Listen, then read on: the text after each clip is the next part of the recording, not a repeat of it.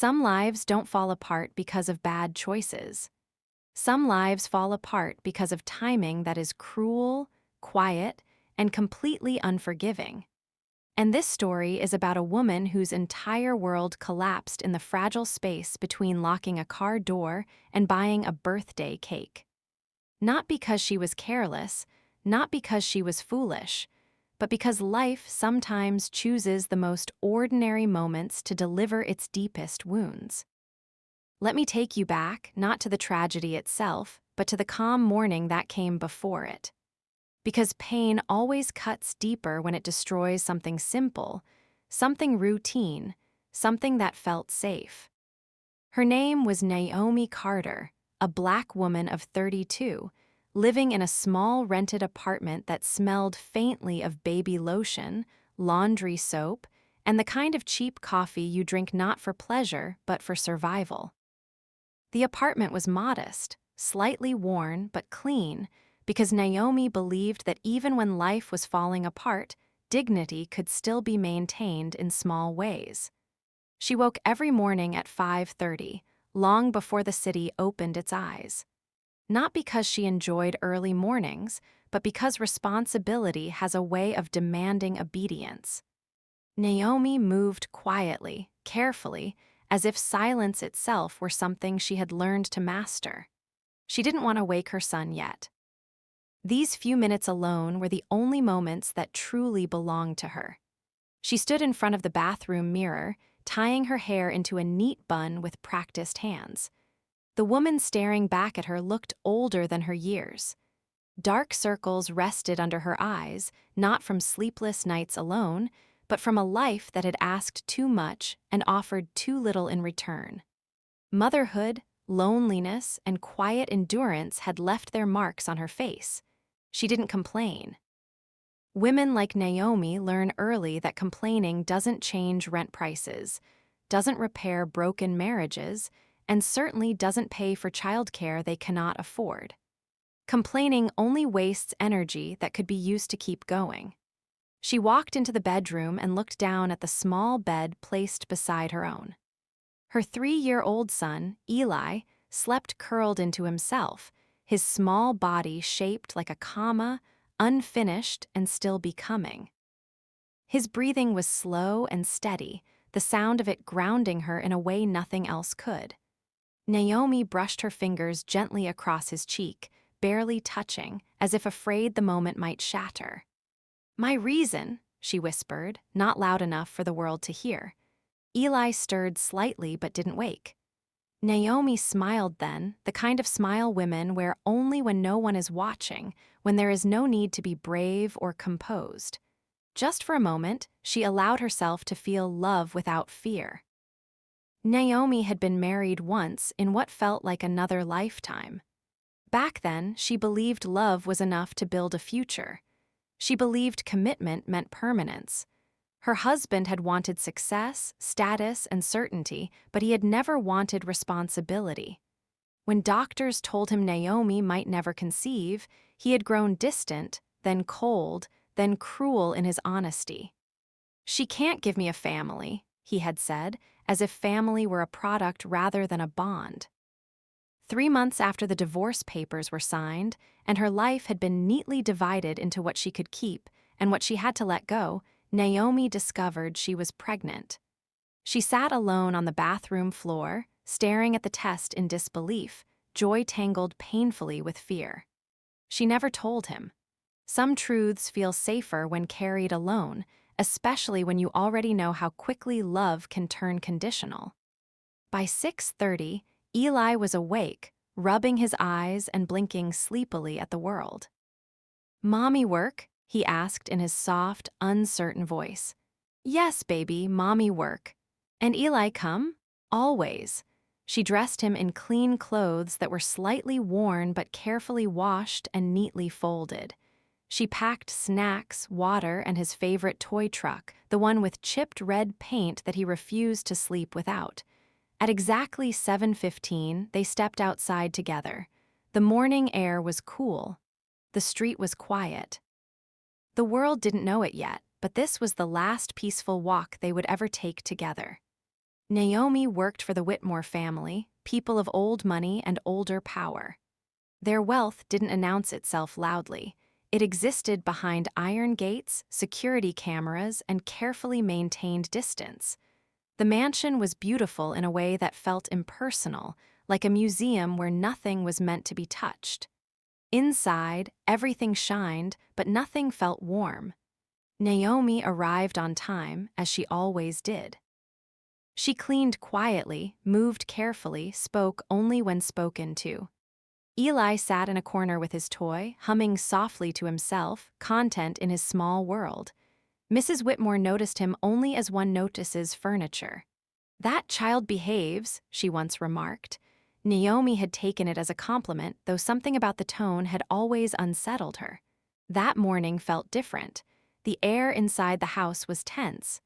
Phones rang constantly. Staff moved quickly, voices sharp with urgency. Mrs. Whitmore descended the staircase dressed in elegance and irritation, her heels clicking sharply against the floor. "My son's birthday is today," she said. "Everything must be perfect." "Yes, ma'am," Naomi replied. "The cake is ready at the bakery. I've already paid." She paused, checking her phone again. The driver had to leave for another errand. Her eyes settled on Naomi with expectation rather than request. "You drive, don't you?" Naomi hesitated. "Yes, but—" "Good, take my car." Naomi's heart skipped. "I have my child with me, ma'am." Mrs. Whitmore exhaled impatiently. "That's fine, just be quick." The conversation ended there. Naomi didn't argue. Women who clean other people's homes rarely get the luxury of doubt. Outside, Naomi carefully strapped Eli into the back seat of the luxury sedan. She locked the doors, checked twice, then bent down to his level. "Mommy will be right back. Don't touch anything." Eli nodded seriously. "I be good." She kissed his forehead and walked away, unaware that she was walking away from the life she knew. Inside the bakery, the line was long. The clerk was slow. The printer jammed. Minutes stretched in ways that felt harmless at the time. Outside, destiny waited. A black SUV pulled up quietly. Two men stepped out, calm and practiced. One scanned the street while the other worked the lock. 30 seconds, that's all it took. The car disappeared. Naomi exited the bakery holding the cake and froze. Her mind rejected what her eyes were telling her. The car was gone. She dropped the cake. It shattered on the pavement. "No, no, no," she ran into the street screaming, her voice raw with terror. My baby was in the car." People stared, some recorded. No one moved fast enough. The police arrived. Questions followed. Mrs. Whitmore's sympathy vanished, replaced by cold calculation. "You took my car," she said sharply. "And now it's gone, along with your child?" Naomi sobbed uncontrollably. "I would never do this, please." But tears don't weigh much against money. That night, Naomi was taken in for questioning, handcuffed, broken, while miles away, Eli slept peacefully in a stolen car. The thieves were laughing until one of them looked back and saw the child. "There's a kid." Silence followed. Fear settled in. They hadn't stolen a car. They had stolen a fate. And that fate was now heading straight toward the man who ruled the city from the shadows. If this story has touched your heart even a little, remember to like, subscribe, and stay with us, because this is only the beginning. Some places exist beyond the reach of law, not because they are hidden, but because power has quietly decided not to look in their direction. That night, a stolen child was driven toward one of those places, unaware that his small existence had already begun to bend the lives of dangerous men. The laughter inside the black SUV had faded. What was meant to be a simple job had turned heavy with fear. The little boy slept quietly in the back seat, his chest rising and falling in steady rhythm, his tiny fingers still wrapped around the worn red toy truck. He had cried at first, then exhaustion had claimed him, leaving him defenseless in a world he could not understand. "What are we gonna do now?" one of the men whispered, his voice tight. "You know the rules." the other replied without looking back. Everything goes to him. No exceptions. They both knew exactly who him was. In their world, his name was never spoken casually. Fear traveled faster than loyalty, and fear was what kept them alive. The city lights slowly disappeared behind them as the road stretched into emptiness. Fields replaced buildings. Silence replaced noise. The farther they drove, the heavier the air became, as if even nature understood where they were going. The mafia boss did not live in the city. He ruled it from a distance, untouched and unseen. His true sanctuary lay miles away, hidden behind acres of land and guarded by men who did not ask questions.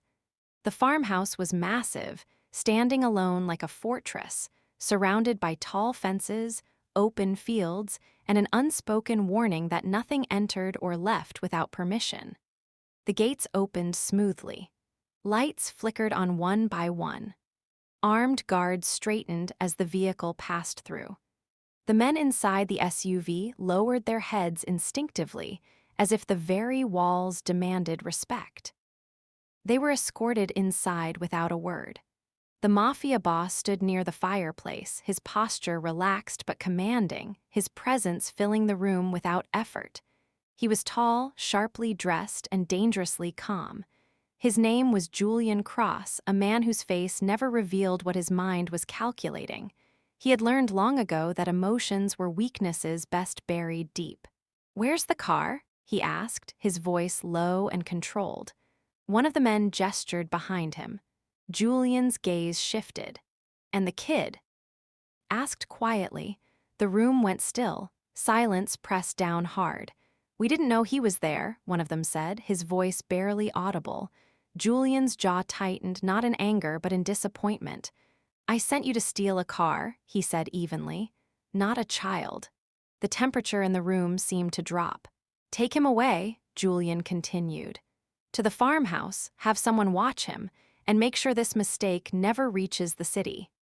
The men nodded quickly, relief and fear mixing in their expressions. They were dismissed, alive for now.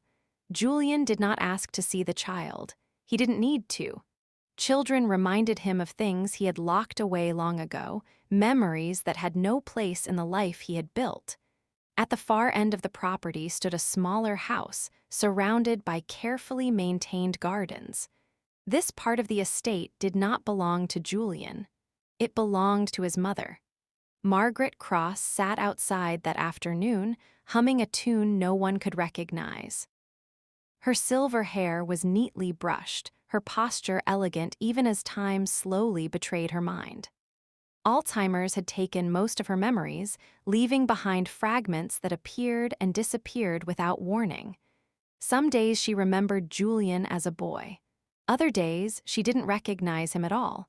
A nurse stood nearby, watchful and gentle. When the housekeeper arrived with the child, she hesitated, uncertainty crossing her face. "He's been through a lot," she said softly. The nurse nodded. "Let him play outside. Fresh air might calm him."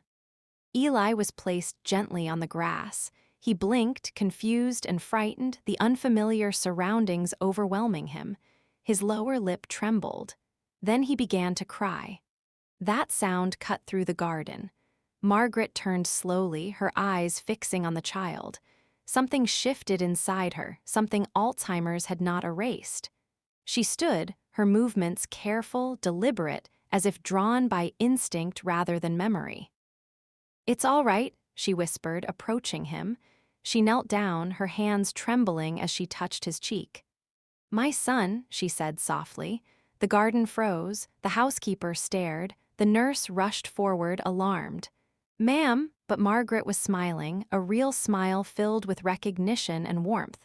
"You came back," she whispered to the child. "I knew you would." Eli's crying stopped. He looked at her, his fear easing in a way no one could explain. Slowly, he smiled back. The staff stood stunned. Margaret had not recognized anyone in months. She hadn't used the word son in years. The nurse felt her breath catch. "She recognizes him," she whispered. This child, he's triggering something. A doctor was called, tests were ordered, and a message was sent to Julian Cross. Meanwhile, miles away, Naomi Carter sat alone in a cold interrogation room. Her wrists ached from the handcuffs that had only recently been removed. Her eyes were swollen, her face hollow with exhaustion and fear. She had been accused, suspected, judged. Mrs. Whitmore's words echoed in the station. She staged this. She wanted to steal my car and disappear. Naomi shook her head repeatedly, her voice breaking. No, please, I'm innocent. But the system listened differently when money spoke. That night, Naomi cried herself to sleep on a hard bench, her arms aching with emptiness. Her body still remembered the weight of her child, the way he fit perfectly against her chest. The next morning, a lawyer appeared, quiet and professional. I'm here to post your bail, he said calmly. Naomi stared at him in disbelief. I don't have money. You don't need it. Something about his tone unsettled her. A car waited outside. Come with me, the lawyer said. Naomi hesitated, fear tightening her chest, but desperation left her little choice. The car pulled away from the city, carrying her toward open land, toward silence, toward answers she wasn't ready to face. Back at the farmhouse, Julian arrived late that night. He went straight to his mother's room. She lay calmly in bed, her eyes clear, her expression peaceful. Where have you been? She asked. Julian froze. She hadn't asked that question in years. I was working, he replied carefully. She smiled. Our son is home. Julian felt his blood run cold. What son? She laughed softly. You've always been so forgetful. Julian stepped outside and called for the child. When the housekeeper brought Eli into the room, Julian stopped breathing. The boy looked up at him, and Julian saw himself staring back. Same eyes, same jaw, same face, not metaphorically. Literally, the room spun, and at that exact moment the gates opened again. Naomi's car crossed into the farmhouse grounds. If your heart is racing right now, stay with this story. What comes next will change everything. Some truths don't arrive gently. They crash into your life like a storm you never saw coming, leaving no room to prepare, no time to breathe. For Julian Cross, that truth stood in front of him in the form of a 3-year-old boy whose face mirrored his own past so perfectly that denial became impossible. Julian didn't move. He couldn't. The world around him seemed to fade, leaving only the child and the echo of memories he had buried so deep that he had convinced himself they no longer existed. The boy stared back at him with innocent curiosity, unaware that his existence was dismantling a powerful man piece by piece. What is this? Julian finally asked, his voice strained. The housekeeper swallowed nervously. Sir, this is the child from the car. Julian's eyes never left Eli. Leave us. Everyone hesitated. No one questioned Julian Cross, but fear lingered. The nurse gently guided Margaret out of the room, though she protested softly, insisting the child was hers. As the door closed, silence wrapped around them. Julian crouched slowly, bringing himself to the child's level. Eli clutched his toy truck tightly. What's your name? Julian asked, his voice quieter than it had ever been. Eli, the boy replied softly. Julian felt the sound of that name settle in his chest like a weight. He reached out but stopped himself inches away, unsure if he was allowed to touch what he had unknowingly created. At the same time, Naomi was escorted through the farmhouse gates. The car slowed, then stopped. She stepped out, her legs trembling as she took in the vast property. Fear pressed against her ribs. She didn't understand why she was there, only that something about this place felt heavy, familiar in a way that made her stomach twist. The driver led her inside. Each step echoed too loudly. Her heart pounded harder with every door they passed. Then she saw him. Julian Cross stood at the end of the hall, tall and still, his face unreadable. For a moment, time folded in on itself. Memories rushed back, his laughter once warm, his promises once sincere, his eventual coldness that had shattered her world. Her ex-husband. Her breath caught painfully in her throat. "You," she whispered. Julian's eyes darkened as recognition hit him just as hard. "Naomi?" The years between them collapsed instantly. The pain, the anger, the unanswered questions all rushed forward demanding to be acknowledged. Before either of them could speak again, a small voice interrupted. "Mommy?" Naomi's head snapped toward the sound. Her entire body froze. She followed the voice down the hallway until she saw him standing there, alive, unharmed, holding his toy truck. Her scream tore through the house. She ran to him, collapsing onto her knees, pulling him into her arms so tightly it was as if she could fuse him back into her body. She sobbed uncontrollably, kissing his hair, his face, his hands, whispering his name again and again like a prayer. "I'm here, Mommy's here, I've got you." Julian watched, his chest tightening in a way he didn't recognize. Power had never prepared him for this kind of helplessness. When Naomi finally looked up, her eyes were burning with fury. "You," she said, her voice shaking. "You took my child." Julian shook his head slowly. "I didn't know." "That doesn't matter," she shot back. "You never know."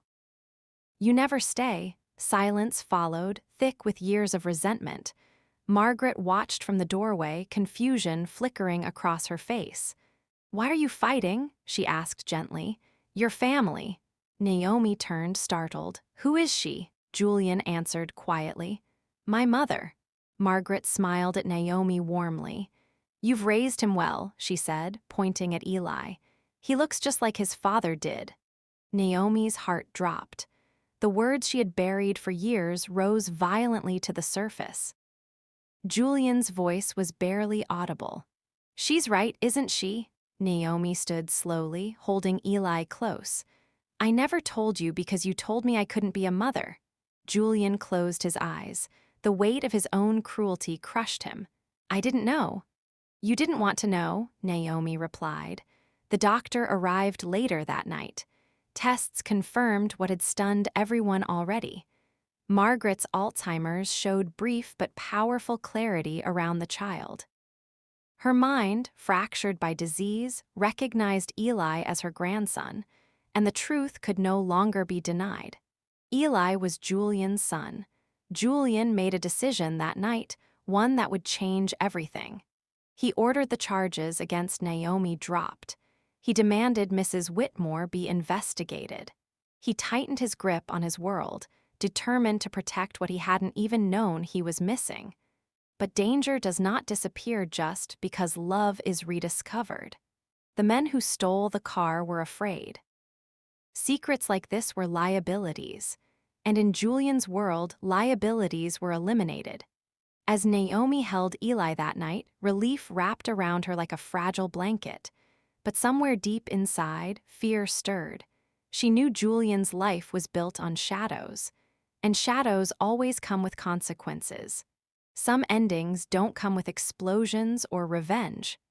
They arrive quietly, after the damage has already been done, and ask one final question: what kind of person will you choose to be now? The farmhouse felt different the next morning. Not peaceful, just honest, like a place that had finally stopped pretending. Naomi woke up before sunrise the way she always had. Habit didn't disappear just because life changed. Eli slept beside her, his small hand curled around her finger, his breathing steady. She watched him for a long time, memorizing every detail as if the universe might try to take him away again. Julian stood outside the room, listening. He hadn't slept. Power had never kept him awake like guilt did. For the first time in his life, Julian Cross was afraid of being unwanted. Breakfast was quiet. Margaret sat at the table, lucid but fragile, smiling softly at Eli as if he were the anchor keeping her mind from drifting away again. "You belong here," she said to Naomi gently. "Not because of him, because of the child." Naomi nodded, unsure how to respond. She wasn't ready to belong anywhere yet. Later that day, the truth caught up with the world.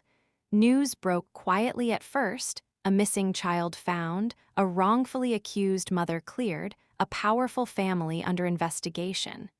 Mrs. Whitmore's name appeared in headlines she had never imagined would include her. Her influence crumbled faster than her confidence. Money could delay consequences, but it could not erase evidence. Julian watched it unfold from a distance. He didn't smile. Justice didn't feel victorious when it arrived this late. Naomi was offered everything: protection, money, a future wrapped in luxury. She refused most of it. "I don't want a cage made of gold," she said calmly. "I want choices." Julian respected that. For the first time, he didn't try to control the outcome. Weeks passed. Julian began stepping away from the most violent corners of his world, not out of fear, but intention. Power was easy. Change was not. He knew redemption didn't erase the past, but he also knew his son deserved a future untouched by blood and silence. Margaret's clarity faded in waves. Some days she remembered everything. Other days she remembered nothing. But every day she remembered Eli. And Eli remembered her. Naomi enrolled back in school. She found work on her own terms. She rebuilt herself brick by brick, not because someone rescued her, but because she never stopped standing. Julian didn't ask for forgiveness again. He showed up instead, to doctor appointments, to school meetings, to quiet moments that mattered more than grand gestures. One evening, Naomi watched Eli run across the field, laughing freely. Julian stood beside her, hands in his pockets.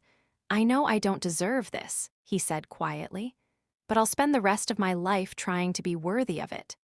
Naomi looked at him, really looked at him, not as the man who left, not as the man with power, but as a father learning humility. "Worthiness," she said softly, "is proven over time."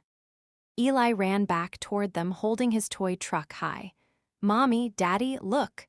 Julian knelt, laughing, tears escaping freely now. Naomi didn't stop them. Some wounds don't disappear. They transform. Margaret watched from the porch, her eyes shining.